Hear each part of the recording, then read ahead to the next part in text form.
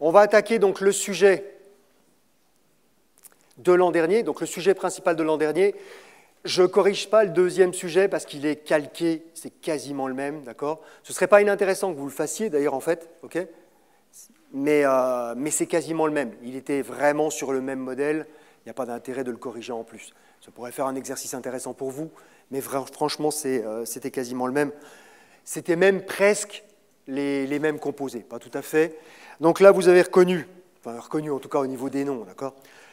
Le citrate, le 6-aconitate, c'est les composés qui sont dans le cycle de Krebs, d'accord? Le cycle du citrate, donc d'oxydation des sucres pour produire de l'énergie dans les cellules. Les petits chiffres, alors je ne suis pas sûr que vous le voyez, vous, sur l'écran, en bleu, qui sont à côté, ce n'est pas des nombres de charges, ce n'est pas des nombres d'atomes, c'est juste pour les identifier, pour que dans les questions, on sache de quel atome on parle. D'accord? Donc juste des identifiants.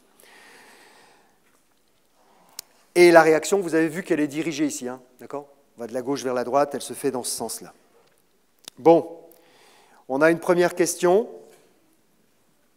Vous l'avez déjà sur le système de vote, donc vous pouvez vous exprimer. On vous demande le nombre d'oxydations, donc respectivement des carbones C3 et C4 dans la molécule de citrate. La molécule de citrate, c'est la première, hein, d'accord?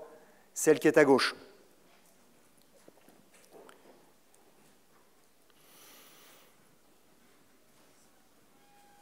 Et on a vu en cours qu'il y avait deux manières de faire ça. On peut le faire par différence. Si vous les connaissez tous sauf un, bah, vous pouvez calculer celui qui manque. C'est ce qu'on a fait avec le chlore tout à l'heure, okay? Puisqu'il n'y a que le chlore qu'on ne connaissait pas. Et potentiellement, là, on peut le faire. Est-ce qu'il y a une possibilité que l'oxygène ici soit dans l'état de peroxyde? Vous avez juste à regarder, vous avez toutes les liaisons. Hein. Il n'y a pas de liaison oxygène-oxygène, donc c'est de l'oxygène à -2, on en est certain. D'accord? Est-ce qu'il y a une possibilité que l'hydrogène ne soit pas à +1? Pour qu'il ne soit pas à +1, il faut qu'il soit lié à un métal, d'accord? Qui soit moins électronégatif que lui. Il n'y a pas de métal, donc c'est de l'hydrogène à +1. Donc il ne reste plus que le carbone, d'accord? Vous avez la charge totale, donc on pourrait calculer effectivement le nombre d'oxydations. Des carbones, c'est bien ça le problème. Des carbones, il y en a 5. On va calculer le nombre d'oxydations des 5 carbones en même temps. Et si on divise par 5, on aura le nombre d'oxydation moyen des carbones. Mais moyen, pas celui du C3 ou du C4. Donc on ne peut pas le faire par différence ici, parce qu'on veut spécifiquement celui du C3 et du C4. Donc il faut le faire, mais comme je vous l'ai montré en cours, on a fait un certain nombre d'exemples, d'accord, en répartissant les électrons des liaisons et en les distribuant à l'atome le plus électronégatif. Ici, le plus électronégatif, c'est évidemment l'oxygène, suivi du carbone et de l'hydrogène, puisque je vous ai dit qu'en termes d'électronégativité, l'hydrogène se recase entre le bore et le carbone. Il est moins électronégatif que le carbone. Donc là, c'est l'oxygène en premier, puis le carbone, puis l'hydrogène. Et donc, vous pouvez faire vos petits dessins pour répartir les électrons les uns après les autres. Ça va vite.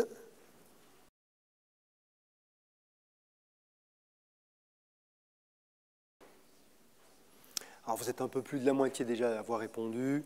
C'est très majoritairement les bonnes réponses. Juste histoire d'aider ceux qui sont un peu à la traîne, vous pouvez continuer à répondre, hein, d'accord? Mais de le faire sur 1 pour bien montrer. Je soumets un peu. La règle, c'est on donne les électrons de la liaison à l'atome le plus électronégatif. Ben là, pour l'autre carbone numéro 3, c'est carbone-carbone. Donc, partage à égalité. Hein, chacun des deux carbones a amené un électron pour faire la liaison et chacun va repartir avec un électron. Rien de gagné, rien de perdu. D'accord ? Quand vous faites cet exercice-là, vous partez du principe qu'au départ, votre carbone, vous le considérez comme ayant tous ses électrons. Vous le mettez à 0. Là, il n'a rien gagné, il n'a rien perdu, il est resté à 0. Carbone-carbone, rien gagné, rien perdu, il reste à 0. Carbone-carbone, rien de gagné, rien de perdu, il reste à 0. Carbone-oxygène, il perd un électron. S'il perd un électron, il perd une charge positive, donc il gagne. Il perd une charge négative, pardon, il gagne une charge positive. il est donc maintenant à +1. Il a perdu un électron. D'accord? En gros, il est oxydé une fois. C'est bon pour tout le monde? Ben, vous faites la même chose avec le deuxième carbone. Alors, juste un point de détail. Vous avez vu que c'est une formule semi-développée, donc on ne voit pas toutes les liaisons. Vous pouvez le faire directement comme ça, hein, avec un tout petit peu d'habitude. D'accord? Quand vous en avez fait 3 ou 4, il n'y a pas besoin de redévelopper. Mais si vous êtes un peu hésitant pour l'instant, et ce n'est pas plus mal de le faire au début, vous pouvez développer complètement la partie qui vous intéresse, d'accord? De manière à ce que ce soit plus clair et plus visible.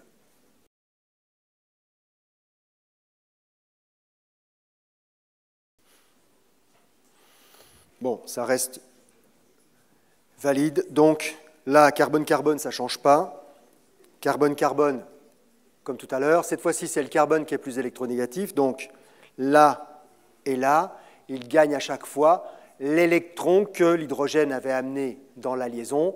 Il gagne donc 2 électrons, 2 charges négatives. Il sera à -2. D'accord? Ce qui fait donc, au niveau des réponses, +1 ici et -2.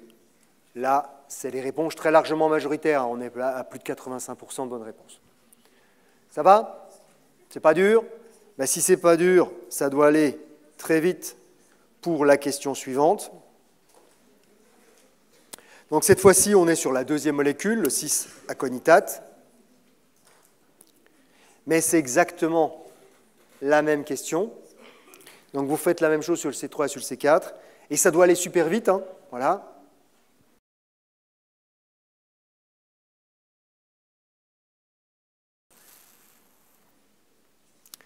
Ça monte vite et c'est encore meilleur au niveau des résultats. Donc on ne va pas perdre beaucoup de temps sur ça. Donc je reprends d'abord le C3. Okay, ben, là, c'est toujours pareil. Hein, partage à égalité, partage à égalité, partage à égalité. Rien de gagné, rien de perdu, d'accord, sur les 4 liaisons, donc 0. Le fait que ce soit une double liaison, ça ne change rien, d'accord? Ça veut simplement dire qu'au lieu d'amener un électron pour une liaison, on en a amené 2 pour 2 liaisons. Voilà, c'est tout, hein, ça ne change rien. Donc, ici, pas de différence. OK? Et si on fait le deuxième, bah, si je le ragrandis juste pour voir, c'est H. H, la liaison carbone-carbone, ça ne change pas, on reste à 0. On reste à 0, et là, un électron de gagné. Un seul cette fois-ci, puisqu'il y a qu'une seule, il y avait une double liaison là, mais ça ne change rien. Un seul électron de gagné, donc cette fois-ci, on est à -1. Ça veut donc dire qu'au global, on est passé à 0 et ici à -1. D'accord? Est-ce qu'on a besoin de faire ce genre de travail-là pour cette partie-là et celle-là? Dis plus fort. Ça ne change pas. Et ça change quoi que ça ne change pas? Ce n'est pas tellement qu'il n'y a pas de réaction d'oxydoréduction, c'est qu'effectivement, il n'y a pas eu de réaction sur cette partie-là. D'accord?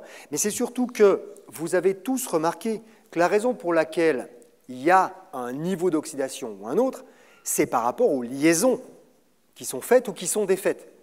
Si je ne change pas les liaisons, je ne change pas le niveau d'oxydation. D'accord? Donc pour ces 3 bouts-là, ça ne sert à rien de se demander quel est le niveau d'oxydation du carbone 1, du carbone, celui qui n'a pas de numéro en l'occurrence, du carbone 2, du carbone qui n'a pas de numéro et du carbone 5, ça ne sert à rien de les étudier, puisqu'ils ont exactement les mêmes liaisons dans chacune des 2 molécules. Puisqu'ils ont les mêmes liaisons dans chacune des 2 molécules, c'est qu'ils sont au même niveau d'oxydation. Et l'oxydoréduction, c'est les variations du nombre d'oxydation. S'il n'y a pas de variation du nombre d'oxydation, ce n'est pas de l'oxydoréduction. Donc, du point de vue oxydoréduction, c'est sans intérêt.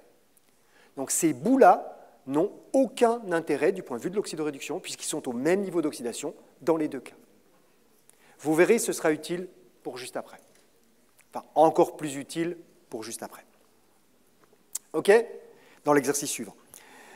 Alors, en attendant, on a la question suivante. Donc, dans le sens conventionnel de lecture, on est tous bien d'accord que ça veut dire dans le sens de la flèche qui est ici, hein, quand on la lit dans ce sens-là. Et ce qu'on a à faire pour la réaction, et vous avez tous noté qu'elle est équilibrée, la réaction. Okay, donc, la réaction qui est équilibrée ici. Est-ce qu'on a affaire à une oxydation, une réduction, une oxydoréduction, c'est-à-dire qu'on a en même temps une oxydation et une réduction. D'accord ? Donc ça veut dire que les deux premières sont à prendre au sens strict.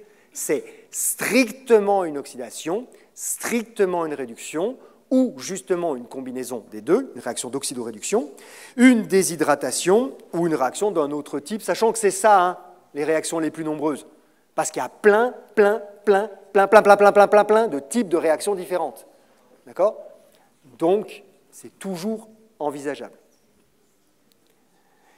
Et on va se mettre d'accord tout de suite, oui, c'est une réaction de déshydratation, mais ce n'est pas la partie qui m'intéresse ici. D'accord ? Voilà. Hein ? La partie qui m'intéresse, moi, c'est est-ce que c'est de l'oxydoréduction ? Donc oui, sans le moindre doute, c'est une réaction de déshydratation, on libère une molécule d'eau, pas de problème. Mais ce n'est pas la partie qui m'intéresse le plus.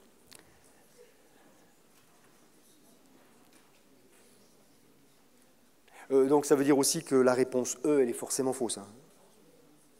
Ben oui, on a déjà trouvé que c'était une déshydratation, donc forcément, c'est pas d'un autre type. On a déjà ça. Voilà.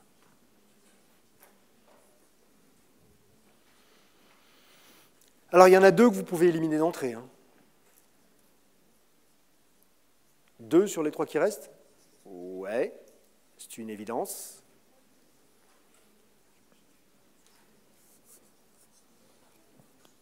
Parce qu'une réaction juste d'oxydation, c'est une demi-réaction. Une réaction juste de réduction, c'est une demi-réaction. Et dans les demi-réactions, on voit apparaître des électrons. Exactement. D'accord? Est-ce que vous voyez des électrons? Non? Bon, ben... ça, c'est pas bon. OK? Alors, ça ne répond pas quand même assez. Assez, c'est à vérifier. OK? Mais vous savez d'ores et déjà que ça ne peut pas être les deux premières. Il n'y a pas d'électrons qui apparaissent. C'est ni une oxydation, ni une réduction. Mais ça pourrait être une réaction d'oxydoréduction, puisque dans ce cas-là, comme les électrons sont échangés directement entre la forme oxydée de l'un et la forme réduite de l'autre, on ne les voit pas. Donc ça, c'est possible.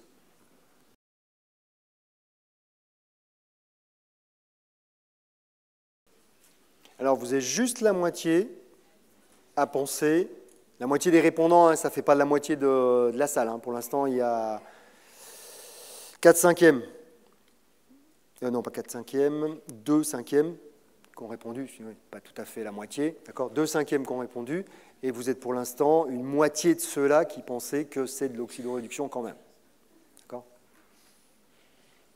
On peut se remettre d'accord sur ce que c'est qu'une réaction d'oxydoréduction.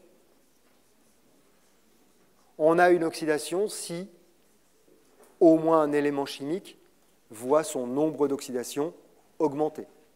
On aura une réduction si on a au moins un élément chimique qui a son nombre d'oxydation réduit. C'est pour ça que ça s'appelle une réduction, donc diminué. Okay ? Donc si vous avez un élément chimique dont le nombre d'oxydation augmente, il y a de l'oxydation. S'il y en a un dont le nombre est réduit, c'est une réduction. Et s'il y a les deux en même temps, un qui monte, un qui descend, c'est qu'on a de l'oxydoréduction, et c'est normal, on ne voit plus d'électrons. D'accord ? Puisqu'ils se sont échangés un électron, tout simplement.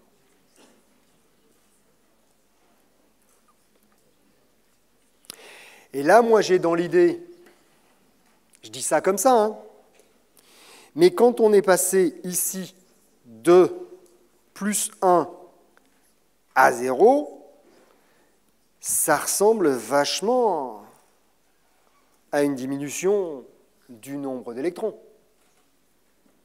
Et quand on passe ici de moins 2 à moins 1, ça ressemble furieusement. Vous avez vu, j'arrive à changer les mots au fur et à mesure. À une augmentation du nombre d'oxydations. On a donc bien un élément qui diminue, un qui monte. C'est dans les deux cas le carbone, ce n'est pas le problème, mais ce n'est pas le même de carbone. Okay ? C'est deux carbones distincts. C'est pour ça que c'était important de ne pas faire la moyenne. D'accord ? Un qui monte, un qui descend. Il y en a un qui s'oxyde, il y en a un qui se réduit. C'est de l'oxydoréduction. D'accord ? Et c'est même une oxydoréduction un peu particulière parce que vous voyez qu'ici, ça se produit au sein de la molécule. C'est une réaction d'oxydoréduction intramoléculaire. Ça se passe dans la molécule. L'électron, il passe d'un carbone au suivant, quoi. Voilà, il a juste bougé, il a changé de liaison. Hein. Il a bougé dans la liaison, mais en bougeant dans la liaison, la double liaison qu'on a formée, il a changé de carbone. Comme il a changé de carbone, on a eu réduction de l'un, oxydation de l'autre. OK? Est-ce que ça va pour tout le monde, là? Donc, vous cherchez, il y a des trucs qui bougent. Il n'y en a qu'un, c'est de l'oxydation, si ça monte. Il y en a deux, il y en a un, ça descend, c'est de la réduction. Il y en a un qui monte, un qui descend, c'est de l'oxydoréduction. Et maintenant, vous avez la petite question simple qui va avec. Il faut répondre directement le nombre d'électrons, d'accord? J'ai mis la question avec, vous répondez directement le chiffre. Vous ne répondez pas 1, 2, 3, 4, 5 par rapport aux réponses. D'accord? A, B, C, D, E. Vous entrez directement le nombre d'électrons échangés, parce que c'est plus simple pour moi pour faire les questions sous cette forme-là. D'accord? Donc vous rentrez directement le nombre d'électrons échangés.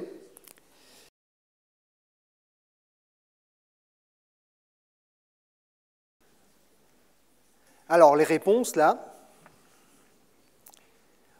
on a des répondants, hein, d'accord? La moitié des répondants qui répondent 1. Dans ce qui reste, 2 tiers qui répondent 2, 1 tiers qui répond 0. D'accord? Et vous avez tous répondu ce 1, ce 2 ou ce 0 en suivant pratiquement le même type de raisonnement. D'accord? Mais pas en aboutissant à la même conclusion. Ça, c'est l'électron qui va être donné. J'ai perdu un électron, t'en as gagné un. Si je le fais comme ça, vous êtes tous d'accord que le nombre d'électrons échangés, c'est 1. Celui-là. Ceux qui ont répondu 2 ont considéré que moi j'en ai perdu un, toi t'en as gagné un, ça fait 2. Mais ceux qui ont répondu 0 ont considéré que moi j'en ai perdu un, t'en as gagné un, au total ça fait 0 aussi. D'accord? Alors, il y en a 1, il y en a 2, ou il y en a 0. C'est le nombre d'électrons échangés qui compte. D'accord? Si moi j'en perds 1, toi tu l'as gagné, mais on en a échangé 1. D'accord? Il n'y a qu'un électron qui a changé de partenaire. On ne les soustrait pas, on ne les additionne pas, il y en a juste un qui a changé de main. OK? Donc ce qui veut dire que vous le calculez sur celui qui perd ou sur celui qui gagne, on s'en fiche. Le delta NO que j'avais écrit là, d'accord? Vous prenez celui du haut ou celui du bas, c'est pareil. C'est le même électron qui une fois est perdu, l'autre fois est gagné, celui qu'on a échangé. Donc le nombre d'électrons échangés, c'est le delta NO moins 1 d'en haut, ou c'est le delta NO plus 1 d'en bas, ça n'a pas d'importance, c'est un électron. D'accord? La variation de NO, vous le calculez sur n'importe lequel des éléments, celui qui s'oxyde ou celui qui se réduit, de toute façon, ce sera le même chiffre, et c'est ce chiffre-là qui compte. Vous ne les additionnez pas, vous ne les soustrayez pas. Vous le calculez une fois. Si vous n'êtes pas sûr de vous, vous le calculez aussi sur l'autre pour vérifier que vous trouvez le même chiffre. Pourquoi pas, d'accord? Mais vous ne les additionnez pas et vous ne les soustrayez pas. OK? Donc ici, delta NO, ça fait 1. Donc, un électron. Voilà. OK? On passe à la suite? Ah oui, il fallait bien qu'on y arrive à un moment ou à un autre. Hein. Alors, vous avez vu que là, par rapport à la première question, hein, on a mis un peu de temps pour y arriver. OK? Mais parce qu'il fallait qu'on établisse, et ça a pris plusieurs questions, s'il y avait bien une variation du nombre d'oxydation, dans quel sens, le nombre d'électrons échangés, ça a pris un peu plus de temps. Quand on avait le couple hypochlorite-dichlore, c'était plus rapide, il suffisait d'équilibrer la réaction, ça allait super vite. Là, il a fallu un petit peu plus de temps. Mais maintenant qu'on a la réaction, qu'on sait qu'on a un électron échangé, qu'on est à 25 degrés, vous l'avez tous noté, d'accord? Donc, que ça, potentiellement, c'est bon. Je suis à 25 degrés, c'est la bonne température. C'est le bon log, et il n'y a bien qu'un électron Donc 0,06, c'est potentiellement exact. Mais si j'avais eu autre chose là, on est bien d'accord, je barre directement cette proposition-là, d'accord? Il n'y a pas le bon nombre d'électrons, ce n'est pas le bon log, ce n'est pas la bonne température, vous barrez directement cette réponse-là, ce n'est pas la peine d'aller chercher plus loin.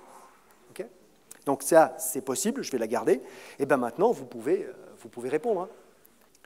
Alors comme tout à l'heure, hein, vous avez la forme en activité, vous avez la forme quand on a remplacé les activités, donc potentiellement, il y a 2 bonnes réponses.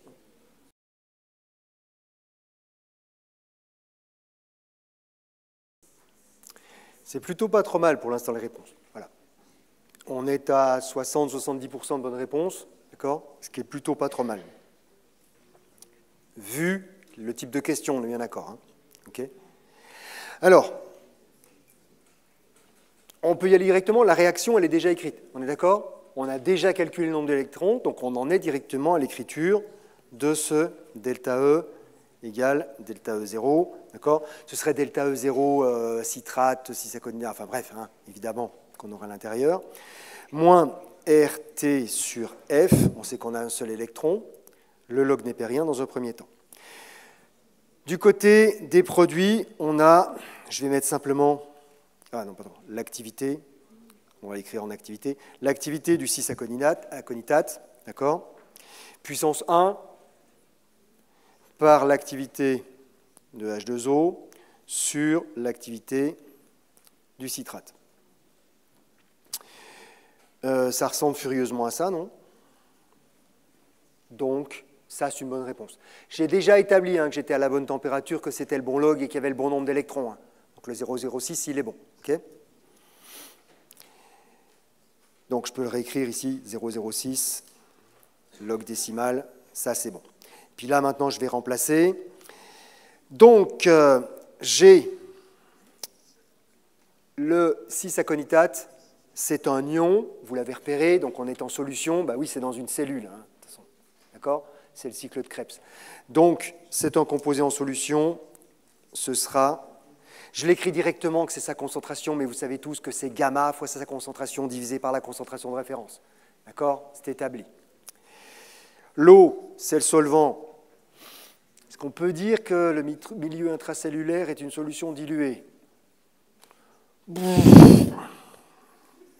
Ouais, c'est un gros soupir, là. Parce que c'est un peu tiré quand même beaucoup sur la corde. Mais on n'a pas d'éléments, de toute façon, pour faire mieux. Donc, on va considérer que c'est dilué. Okay? Mais vous mettez vraiment des gros guillemets autour. Okay? Parce que clairement, en milieu intracellulaire, on n'y est pas à la solution diluée. Okay? On va faire comme ci.